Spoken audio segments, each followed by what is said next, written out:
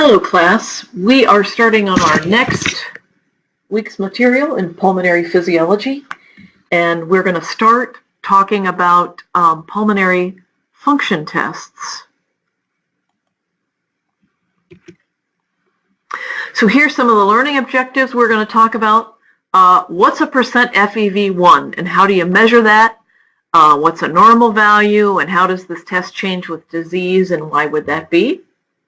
We're going to talk about something called effort-dependent and effort-independent flow rates and what would happen to flow rates with disease and why that would be.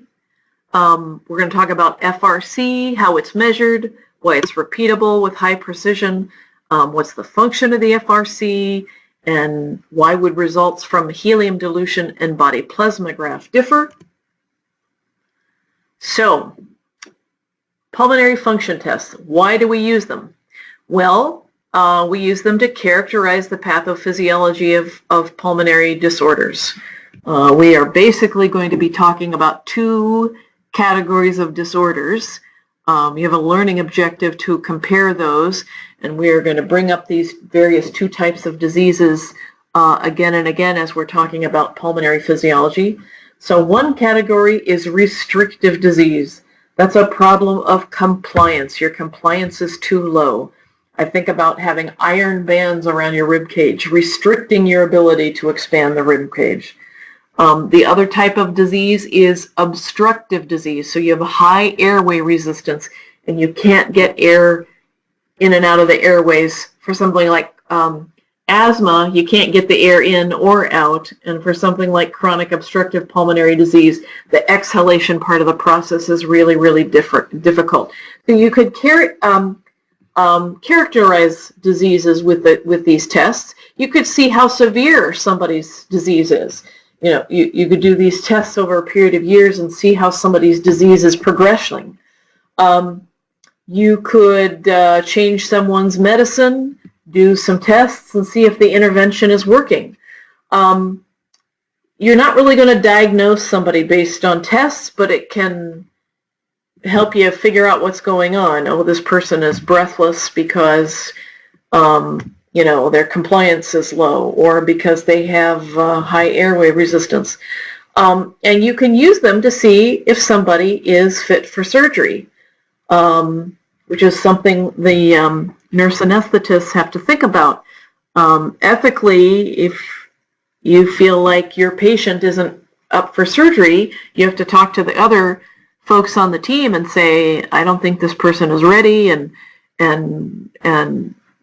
have those kinds of conversations, and that's not easy, but this is some evidence you can bring to the conversation. All right, percent FEV1 is a measure that's FEV1, that's the forced expiratory volume in 1 second, forced expiratory volume in 1 second, divided by the forced vital capacity. Remember, the vital capacity is the total amount of air you can blow in and out. And if you force the vital capacity, you're blowing out as fast as you can. So here's our graph. Here's our lung volume in liters. And this is a little bit deceptive because we don't know exactly where this is going. So we might say 0 is a 0 point is FRC, or a little bit below FRC, right? We don't know, you know, this residual volume, we don't really know what that is. I'm just doing this for the graph. And a person breathes in and they breathe out, and they breathe in and out, and in and out. They take some tidal volumes, and when they're ready, they breathe all the way up, and then blow it out, blow it out, blow it out as fast as you can. Blow it out, keep blowing, keep going, keep going, keep going until they can't blow out any more air. So what they have blown out in 1 second, see, from 0 to 1, what they've blown out in 1 second is their forced expiratory volume in 1 second. And what they've blown out in total is their forced vital capacity. So it looks like this person has blown out 1, 2, 3.5 liters in a second, over about 5 liters total. So 3.5 liters over 5 liters is about 70%. And turns out 70% is sort of in the normal range. Some textbooks will say 80%, but I would take a 70% as a normal value.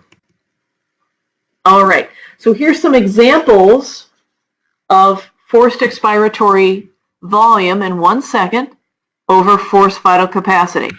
So here's a normal person. I wish they'd say healthy person, because what in the world is normal? So here's a person breathing out in a second and total. So according to our measurements, FEV1 is 4 divided by forced vital capacity, which is 5, and this person's percent FEV1 is 80%. Nice and healthy. Here's a person with obstructive disease. Remember, obstructive disease is an airway resistance problem. So they breathed out 1.3 liters in 1 second. And it took them a long time to breathe out 3.1 liters total.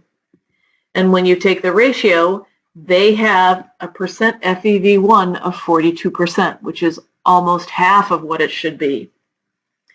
So, percent FEV1 is a test of dynamic function. It's a test of airway resistance. And we see this person with obstructive lung disease has an elevated resistance. All right. Now we have a person with restrictive disease. Maybe they have cystic fibrosis, or they have tuberculosis, or something like that. So they breathed out 2.8 liters in a second and 3.1 total. I want you to notice something.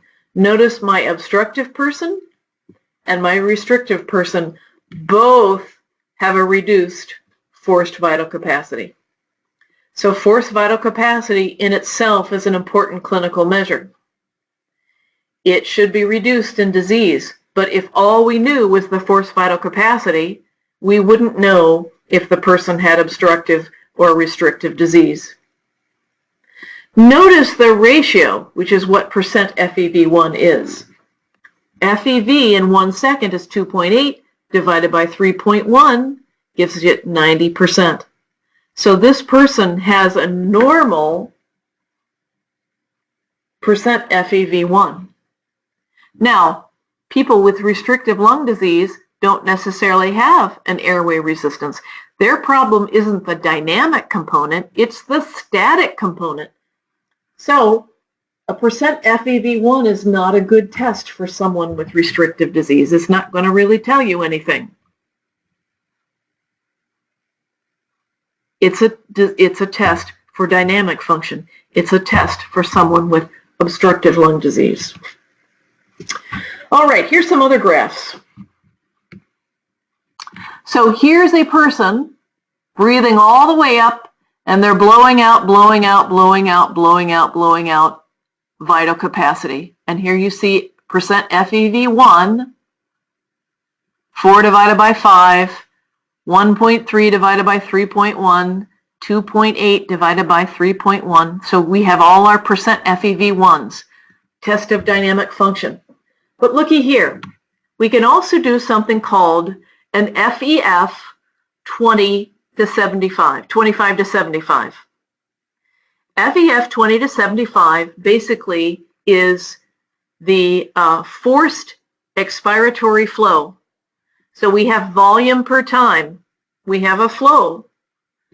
And so the slope of this line tells us a flow, and it basically means from 25% to 75% of the forced vital capacity. So the sweet spot of what we breathe out. So here's the slope of the healthy person. Here's the slope of the person with obstructive disease. Here's the slope of the person with restrictive lung disease. So once again, this is another test of dynamic function. Now, some clinics and ORs or whatever prefer a 25 to 75 test. And the reason is it's independent of coaching. See, you have to coach a person. Breathe all the way in, breathe all the way out, blow it out, keep blowing it out, keep blowing it out, keep blowing it out, so we get a nice accurate measurement of forced vital capacity. What if somebody doesn't try at the end and their forced vital capacity is too low? That means their percent FEV1 will be too high. However, if you take the slope of the 25 to 75% of forced vital capacity, that slope of the line will tell you about airway resistance. And look, once again, the healthy person and the restrictive person have about the same slope, but there's a less steep slope for the person with obstructive disease. So this is another measure that tells you about the dynamic function or the airway resistance of this particular patient. All right. Now, here's a person. They've got their little nose clip on because we want to capture all their expired gases, and they're blowing into a spirometer, and there's a flow meter at the mouth. So you can put all kinds of fancy gadgets in a mouthpiece, gadgets that will measure nitrogen, that will measure oxygen, that will measure CO2, and also will measure flow rate. And so we are plotting flow rate. Here's a person breathing in, and here's a person breathing out. Here's a person breathing in, here's a person breathing out. And again, we have our FEF 75 to 25.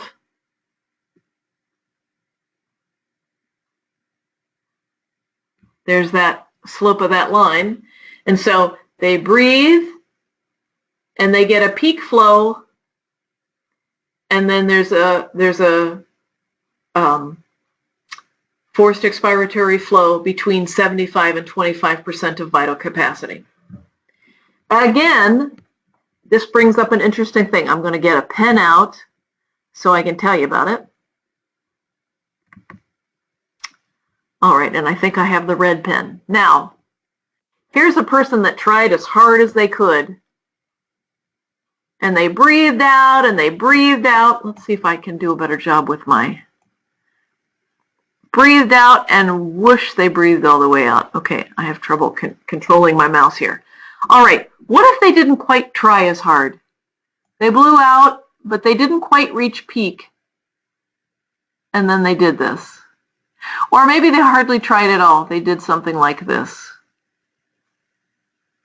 I want you to notice that maybe people don't reach the peak expiratory flow, but they get to a point where no matter what they do, the line coincides. So this part of the curve is called effort dependent. Effort dependent. What does that mean? It means the value you get depends on how hard you try. Depends on how hard you try. This part of the curve is effort independent. What does that tell us? It tells us it doesn't matter how hard you try. Now, what's going on here? Well, when you try harder, when you try to blow that air out, what are you doing? You are contracting some of your abdominal muscles. You are pushing on the lungs. You are generating a bigger pressure gradient. See, if you just relax the lungs, just relax the chest wall and compress the lungs, the air flows out very nice and quietly. But you can contract and blow the air out. And the more you contract, the bigger the pressure gradient you generate, and the faster the air flows.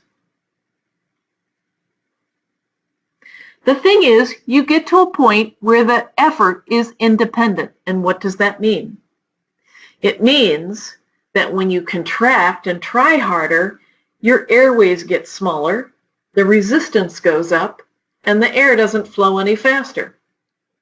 So if you don't try as hard, you don't have as big a pressure gradient, but your airway resistance is lower. You try harder, your pressure gradient goes up, but your resistance also goes up because you're squeezing on your airways. So it doesn't matter how hard you try, you end up with the same flow. And that's just happened to be where that's the 75 to 25. So once again, some people prefer this as a measurement because it's effort independent. You don't have to coach somebody to do their best. So again, you find all kind of beautiful pictures on the internet. Here's inhalation, breathe it in, and then we're going to breathe out and we reach a peak expiratory flow, then we reach our effort independent area, and here we are. Okay, so that's the dynamic flow volume loop. So time versus our volume changes, and then the slope of this line is flow. Okay. Now what happens when you have restrictive disease? Well, the slope is not that changed, but the peak is lower. Why is that? Well, because you have to get a certain amount of volume into your lungs to reach a really high peak expiratory flow. And because restrictive folks are taking smaller breaths, it's like they never get enough of a running start to get to that really high peak flow. The slope is the same because they're not really having an airway problem, but their peak flow is decreased. What's going on with the obstructive folks? Well, because they have such high airway resistance, they have a lower peak, but they also have a different slope. And so it takes a long time to blow that air out because of their high resistance.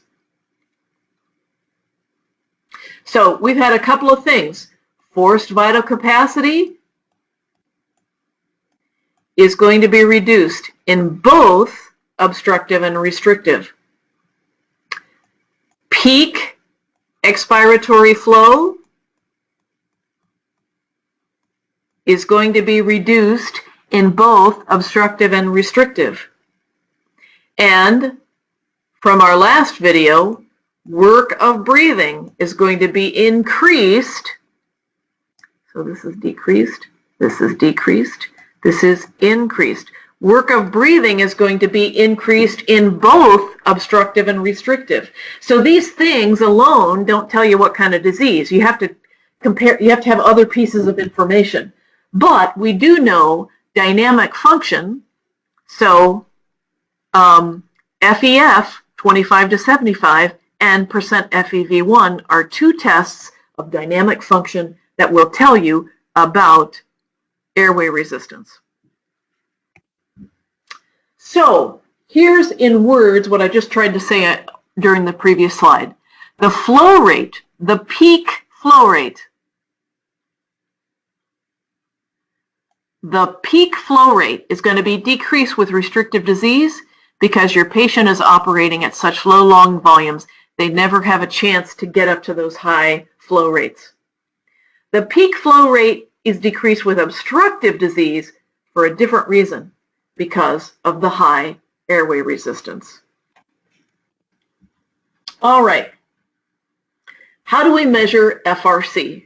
Remember, FRC is what you have left in your lungs after a normal exhalation. Now, FRC is an important thing. It means you always have air left in your lungs after a normal breath. And that could be, you know, a couple of liters of air. That means you always have a volume of oxygen in your air, in your lung, in your alveoli, and a nice diffusion flow can happen all the time, regardless of where you are in the respiratory cycle. Whether you're breathing in or breathing out, you've always got a volume of air in your alveoli with oxygen in it, so diffusion happens all the time. That's one function of FRC. Another function of FRC is when you're at very, very, very low lung volumes, compliance is also low. So if most of the time you have FRC in your lungs and you're going above, 500 mils above and then down to FRC, 500 mils above and down to FRC, then you're in the sweet spot of your compliance curve.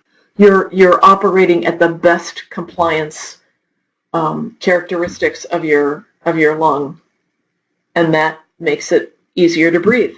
So we might want to measure that. We might want to measure FRC to see how people are. If FRC goes up, people might be retaining more air in their lungs. So one way you can do that is helium dilution. And another way you can do that is the body plasmograph. So let's show you those. Alrighty, here's a person. They've got their little nose clip. They're breathing into a spirometer. And that spirometer is a known volume of helium. And remember, the amount of something equals volume times concentration. So we know what's in the spirometer. We know what the concentration of helium is. We know what the volume of helium is. Then this person starts to breathe. And over several minutes, they equilibrate such that this diluted concentration in this person and the spirometer is equilibrated, but a lower concentration. So V1 equals times C1 equals V2, which is the volume of the spirometer plus the volume of the person, times C2. So you know the volume of the spirometer, you know the original concentration, you know the final concentration, you can solve for the volume of the person. But what you can measure is air that can communicate with the mouth. If you've got air trapped behind an airway, a collapsed airway, you're not going to be able to measure that. So there's another way we can measure FRC, which is through the body plasmograph. So here we have a person with a certain volume of air and at a certain pressure. And then they try to inhale, and when they inhale, the volume goes up and the pressure goes down. And so pressure 1 times volume 1 equals pressure 2 times volume 2.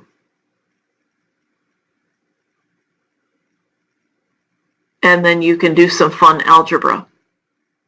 Now, the thing here is the body plasmograph will measure all the air, even the air that can't communicate with the mouth. So you see here,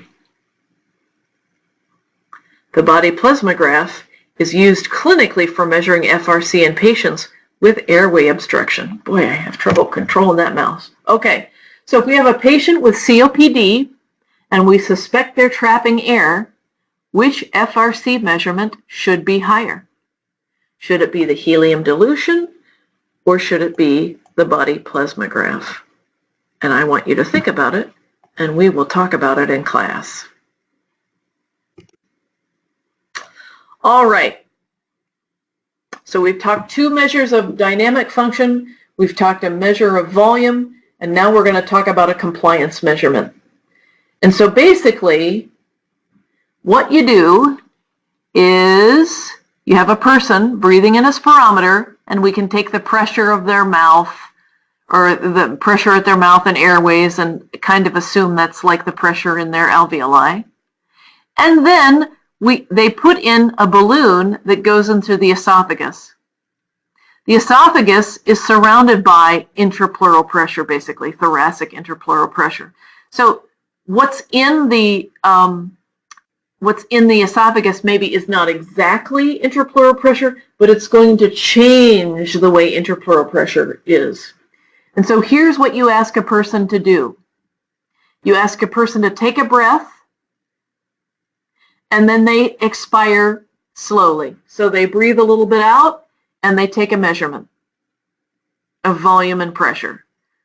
Breathe a little bit out, take a measure of volume and pressure. Breathe a little bit out, take a measure of volume and pressure. Breathe a little bit out, measure of volume and pressure. And so volume versus pressure gives us a measure of compliance. Notice, just to standardize things, compliance is measured during exhalation. Now, if you have a really healthy person, you don't need as many measurements. But if you have a person with disease, you have to take many more measuring points to get an accurate measurement of compliance. So you've got intrapleural pressure, alveolar pressure. You can calculate transpulmonary pressure and versus lung volume. Here they're just measuring intrapleural pressure, but you can also calculate transpulmonary pressure. Anyway, so compliance is measured in volume per pressure, volume in mils or in liters per centimeters of water. Could be millimeters of mercury, but it's often liters per centimeter of water. And so this is a measure of static function.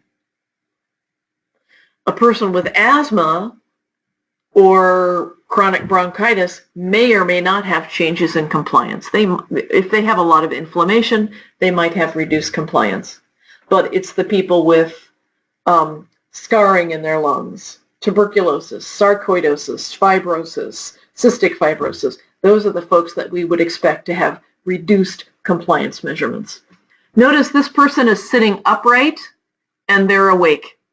So if you're trying to get a sense of the compliance of somebody who's asleep and on their back,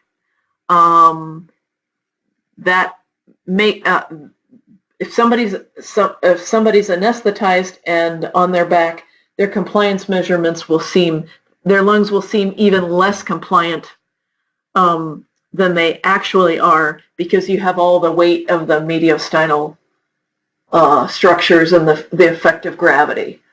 Sometimes that's all you can do, but typically compliance should be measured in somebody who's sitting up and awake.